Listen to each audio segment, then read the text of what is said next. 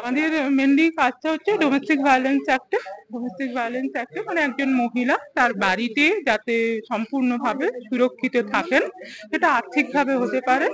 সেটা তার উপর যাতে কোনো রকম নির্যাতন না হয়, এই জন্যে যে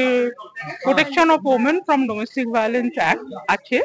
তার বিষয়গুলি নিয়ে এখানে থানার তত্ত্বাবধানে যে আলোচনা সভা হলো, আমরা স্থানীয় মহিলাদের জানানোর চেষ্টা করলাম এটি একটি মহিলা, এই আইন অনুযায়ী একটি মহিলা তার সুরক্ষা বা তার খোরপোশ, তার বাচ্চাকে তার হেফাজতে বা তার জন্য তার ক্ষতি হয়ে থাকলে ক্ষতিপূরণ এবং এগুলি পেতে পারেন, এবং তিনি যদি চান যে কোনো সময় তার সমস্যাটা কাউন্সেলিং করেও সমাধান করবেন, তাহলে আদালতের আদেশে তিনি সেটাও চাইতে পারেন। মোটামুটি একটা সিঙ্গেল উইন্ডো আইন,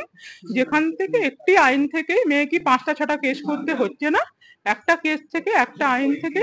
মেয়েটি তার ওপর যে পরিবারের মধ্যে যে অত্যাচার হচ্ছে সেটাতে তিনি সুরক্ষিত থাকার